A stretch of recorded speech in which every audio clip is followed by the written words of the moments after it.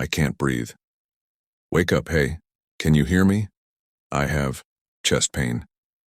Then the girl collapsed on the sidewalk, her hands hanging limply, her face pale, sweat pouring out as if she were bathing in the harsh early summer sun of Hanoi. In the middle of a sunny June afternoon, people were rushing as usual. Motorbikes sped past Nguyen Chi Thanh intersection. No one paid any attention to the girl, lying motionless on the side of the road except for a young man. Phuc, 23 years old. White shirt darkened with sweat, glasses covered in dust, was hurriedly jogging across the intersection, right hand holding a shaking briefcase, left hand quickly glancing at the clock. 11:45. Only 15 minutes left until the first interview of his life, a rare opportunity that he has been preparing for the past 3 months. Suddenly a weak sound made him stop in the crowd. Help me. He turned. Back the girl was sitting under the tree, hugging her chest, breathing heavily. No. One stopped. Hey, what's wrong? Can you hear me? Phuc knelt down in panic, and I can't breathe. Chest pain, please. He looked around. No taxi, no one to help. The girl was turning purple, her knees twitching. Without thinking, Phuc put the file down, bent down, carried the girl on his back and rushed away in the hot sun. Please make way for everyone. Someone fainted. Get out of the way. Phuc shouted in the middle of the heavy traffic. He ran along the hot road, each step heavy, sweat soaking his back. The girl on his shoulder was as heavy as lead. Ring, ring. The phone vibrated. He stopped and pulled his phone out of his pocket. Hello, I'm Phuc. Where are you? The meeting still starts at 12 o'clock. If you are not here. In 10 minutes, we will have to disqualify you. I'm on my way. But there's an emergency. No buts. This is a big company. No joke. If you are late, you will not have a second chance. The sound of the engine being turned off abruptly rang out. Phuc stiffened. He looked at the girl on his back, her face still pale, her eyelids moving weakly. Am I okay? Miss Thu Thao's eyes were dreamy. It's okay, I'll take you to the hospital, just hold on a little longer. Once again, the phone rang. Phuc looked at the screen and a number called back. He swallowed. What to do? The only chance to escape, poverty, help mother, escape from the debt hanging in the balance? Or should I put this girl down on the sidewalk, call a taxi and go to the interview? But looking at that girl's face, Phuc saw the image of his sister 3 years ago, also having chest pain, also fainting on the street, and no one to save her. My brother did not survive. Phuc's hand tightened. Sorry, but I can't let you die, even if it means losing my only chance. He turned off his phone, tightened his shoulder strap, and dashed off into the hot wind, leaving behind his opportunities, his dreams, his resume. Amidst the indifferent crowd, only Phuc carried a life, on his back towards the hospital. At the emergency room of Bach Mai Hospital, the doctor pushed the fish cart out. Luckily, you made it in time. She had sudden hypokalemia due to dehydration, plus a history of mild heart disease. If it had been 10 minutes later, Phuc would have breathed a sigh of relief. His knees would have buckled right in the hallway, his eyes dizzy with hunger and fatigue. Will she be okay? He's on IV. When he wakes up, his family will do the paperwork. Phuc nodded slightly, about to leave when the nurse pulled his hand. Hey, aren't you a relative? She didn't have any papers on her. I was just a passerby, saw her faint, so I took her away. The nurse looked at Phuc with concern, then turned back. He stood still, looking through the glass door to see the girl, lying motionless, the ventilator blinking with each heartbeat. Phuc pulled out a piece of paper from his pocket with the address of the company where the interview had been going on for an hour. He crumpled it and threw it in the trash. Maybe fate did not choose him to follow that path. 3 p.m. The girl opened her eyes in the dim white light. She was gentle. Where was the person who saved me? The late afternoon light fell on the old apartment complex in the suburbs of Hanoi. The sky was still pale, but Phuc's heart was gray as if it was about to rain. Mr. Lay walked into the rented room less than 15 square meters wide, damp and old, nestled in the middle of a row of moldy level 4 houses. As soon as he opened the door, the smell of traditional medicine and essential oil rushed out, causing Fuck to frown slightly. "Mom, I'm home." His voice was hoarse after a long day. Mrs. Deem, Fuck's mother, was over 60 years old. Sitting, she leaned against the wall, one hand hugging her chest, the other holding a hot packet of Chinese medicine. "Did you skip dinner?" "Again?" she asked, her eyes filled with worry. "It's okay, Mom, I ate out." "Mom, take some medicine to help you sleep." Fook forced a smile, hiding his stomach growling with hunger. He couldn't let his mother know that he had lost his only chance to escape poverty today, because he skipped the interview to save a strange girl. That night, he stayed up all night. The next morning, Fook left the house again. His first job of the day was a construction worker for a private project nearly 10 kilometers from his rented room. He walked for nearly half an hour to the main road to catch the bus, saving every penny. The construction site was the sunniest place in the city. All day long, he carried bags of cement, pushed carts of sand, his hands blistered, his shoulders, heavy, salty sweat smeared on his eyes, still not daring to rest. In the afternoon, before he had time to shower, he rushed to receive VIP food orders to have a few more tens of thousands to buy porridge for his mother.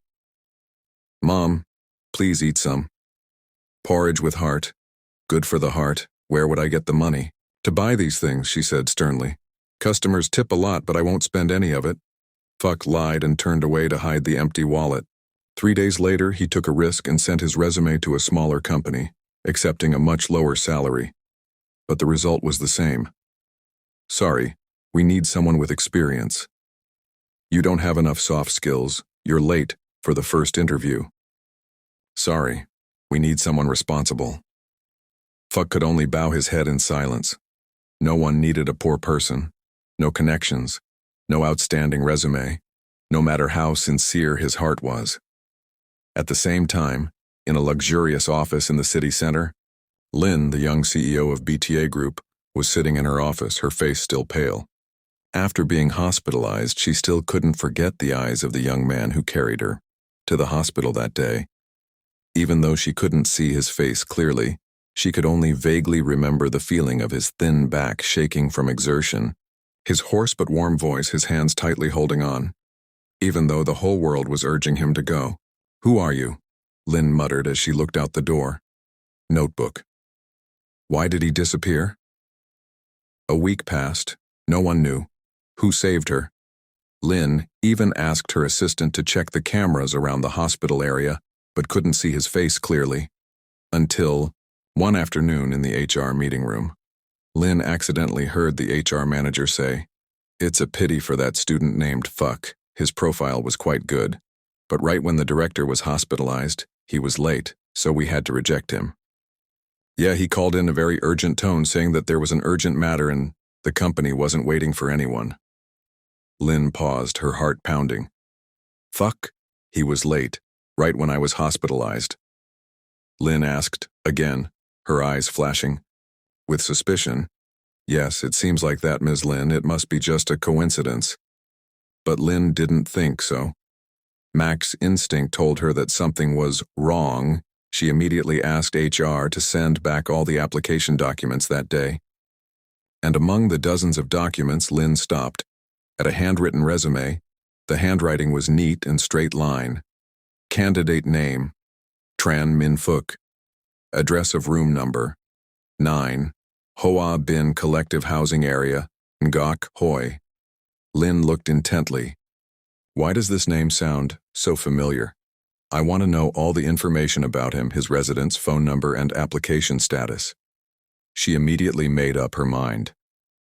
That night, Lynn did not return to the villa as usual. She asked her private driver to drive her to the collective housing area listed in her application. Is this really her home?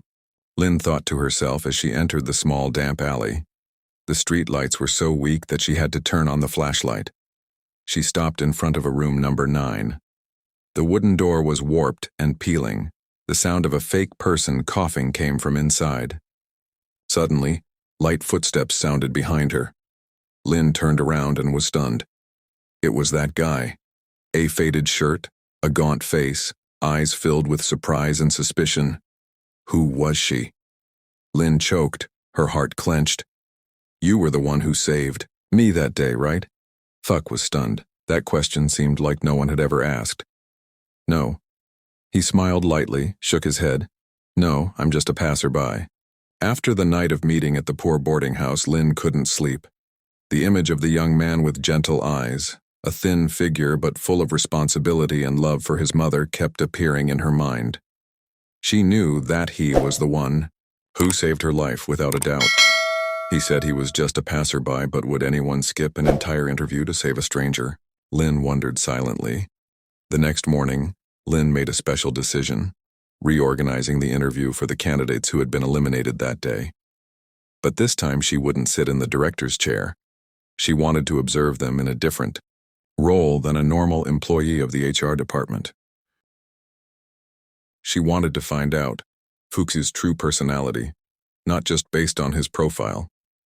The interview was held discreetly, without internal communication, without fanfare, simply an invitation sent to those who had submitted their applications more than a week ago with the content of a second chance for a re-recruitment interview.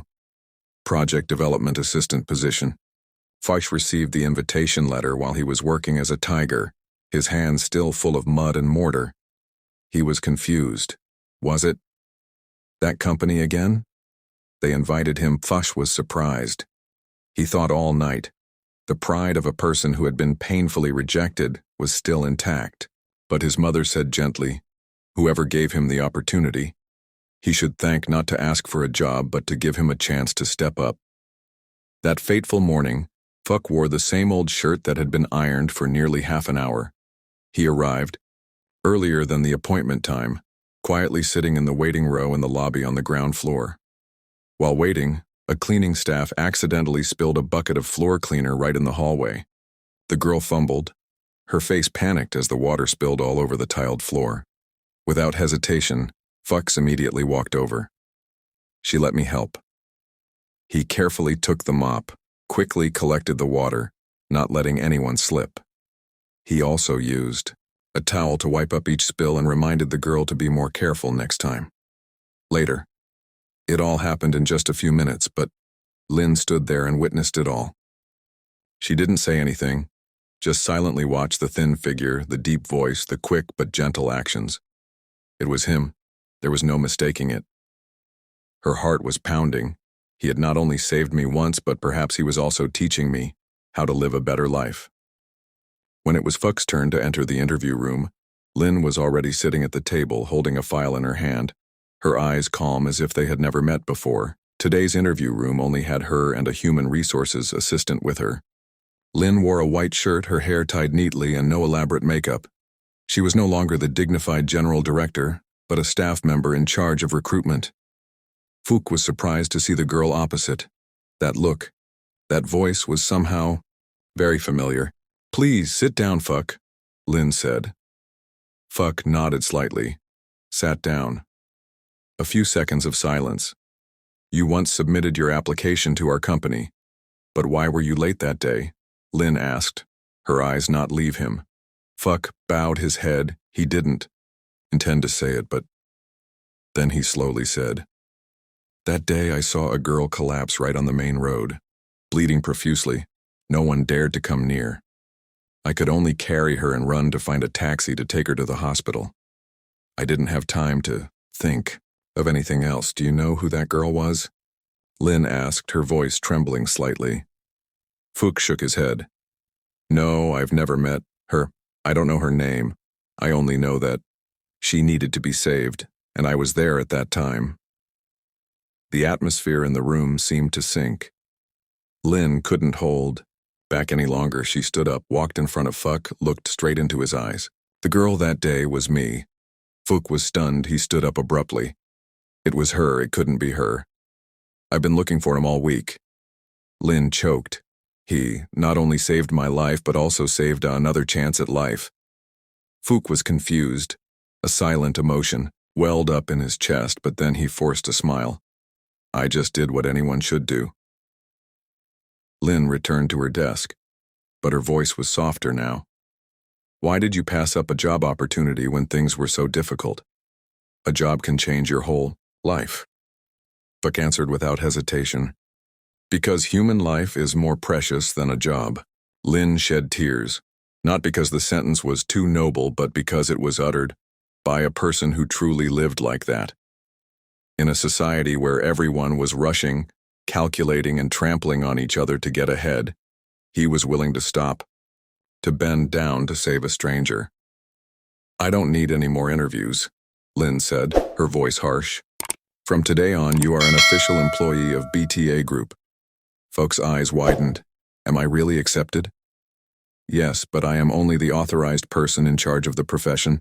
The real director will meet you later. Lynn smiled lightly, not revealing her true identity. She wanted to continue observing him, to learn more about this special person, not as a CEO, but as a woman who was starting to feel affection. On the first day of work, Fook wore an old shirt to work.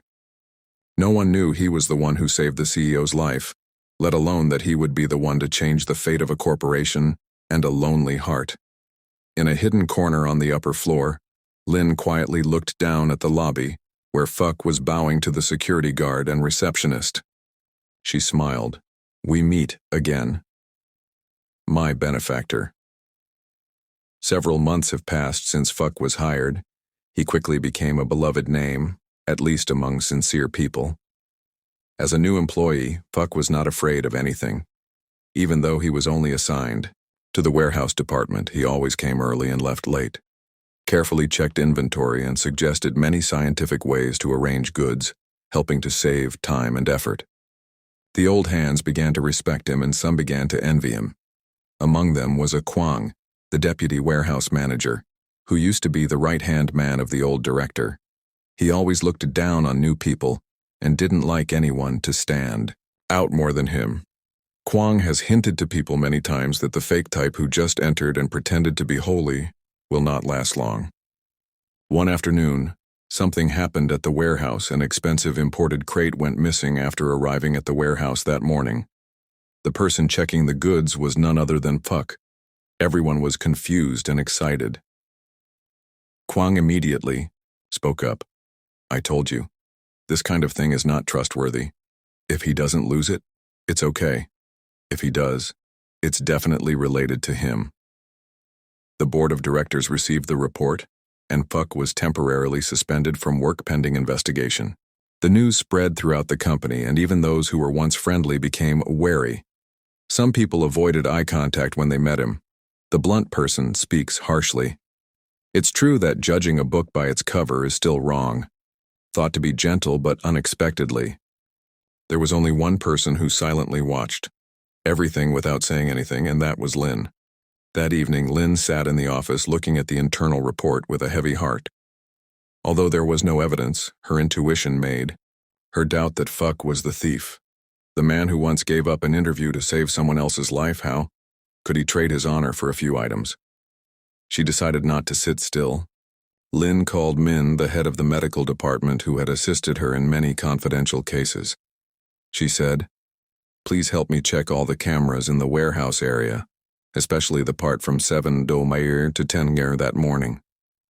I need everything I can find." Min was a bit surprised but nodded. "I will prioritize immediately." 3 days passed.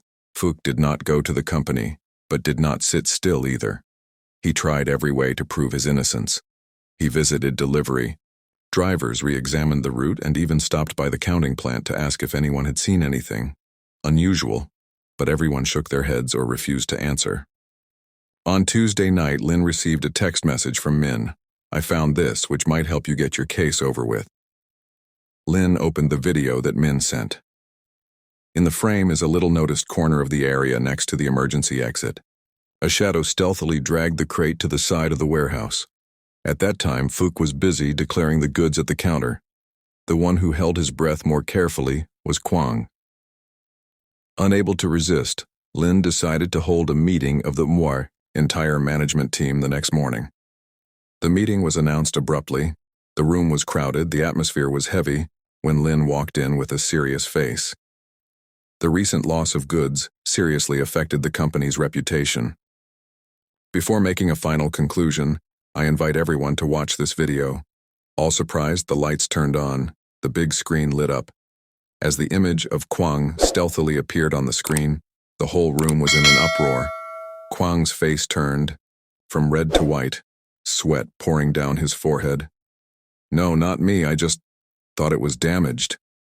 Lynn coldly interrupted. "So why don't you report it to the manager? Why drag it behind the warehouse, and why let Fuck take the blame?" Kwang was speechless and no one spoke up to defend him. Just then the conference room door opened. Fuck walked in. Lynn looked at him and nodded slightly. "You should be there to hear. Apologies from all those who doubted you." The air was dead silent. A few people bowed their heads. People looked at Fuck with pity. Kwang was led out of the room by the guard. A block manager stood up. "I'm sorry, Fuck, I was quick to believe the report and doubt you." Fuck just gently replied, "It's okay, I just want to work with my hands. Thank you, Director, for believing in me." Lynn smiled a rare but warm smile. From that day on, Fuck Lan's reputation spread throughout the company. Not only was he reinstated, he was also promoted to warehouse manager, managing all the other employees. But above all, in everyone's eyes, he is a kind person. Nothing can bend him. Lynn still kept her identity as the director a secret, just continued to observe him from afar. Every time Fuck smiled at someone or helped someone, her eyes softened and her heart began to waver. A few days later, the incident was cleared up. The company held a general staff meeting with a completely different atmosphere from the usual meetings. Everyone was there, but this time, no one whispered or doubted. All were waiting for a statement from a spiritual person. She stepped onto the stage in a simple but resolute suit, holding a microphone. Her eyes glanced over familiar faces and then stopped at a corner at the end of the hall, where Fuck was standing silently. "Today, I have something to share not only as a director but as a human being, someone who has been indebted to his benefactor for many years." The whole hall fell silent. More than a year ago, when I had an accident on the road, the only person who rushed forward, regardless of the danger, to pull me out of the burning car was Mr. Puck, the person that many people had doubted and turned their backs on. That day, he canceled the interview at the last minute, an interview that could change your life just to save a stranger. She paused, her eyes red, then continued, "If it weren't for him, I wouldn't be standing here, wouldn't have a life, and certainly wouldn't have the chance to meet such a kind person again in my life." The whole hall was silent for a few seconds, then suddenly there was a soft applause, then it got louder and more intense. Some staff members wiped away tears, some quietly bowed their heads in apology. An elderly man, the HR director, stood up first. "I'm sorry, Fuck, I used to doubt you. But today I'm proud that the company has someone like you." The CEO nodded. The company decided to promote Fuck to the position of operations manager, not only because of his ability, but also because of his personality and courage. Fuck was surprised. He stood there, his heart pounding from all the years of trying to endure being misunderstood and despised. In the end, the kindness he chose was still rewarded, not with material things, but with the recognition of a whole group. After that meeting, Fook was invited to the director's office. Lynn sat there no longer, as a stern boss, but as a girl with emotional eyes. "Are you mad at me today?" Fook shook his head. "Are not. She believed me. Even if no one believes, it is enough for me." Lynn smiled softly, the smile Fuck had seen when he gave the scarf back to the poor woman at the hospital gate. "Just call me Lynn. From now on, I don't want us to be distant because of position anymore." At that moment, both of them understood that something had grown between them quietly, sincerely, and without embellishment. A month later, the car stopped in front of a small gate in the countryside. Lynn stepped down, holding a silk-wrapped box in her hand. A modest thatched roof, a lush green vegetable garden, a middle-aged woman with a thin figure watering plants. Lamb. Coursing I'm Fuck's mother. The woman turned back, slightly surprised. Lynn approached gently and handed over the gift. I am Lynn. If you hadn't taught your son to live a good life, I probably wouldn't be alive to see him again. This is a small gift I send you, not to thank you, but to show my gratitude to a wonderful mother. Fuchs's mother was silent. She opened the box. Inside was a silk scarf and a photo. Lynn, who was still lying on the hospital bed next to Fuch, was smiling softly, holding her hand tightly, tears falling down her cheeks. Fuch has been like that since he was little. He suffered but never calculated much with anyone when you even scolded him.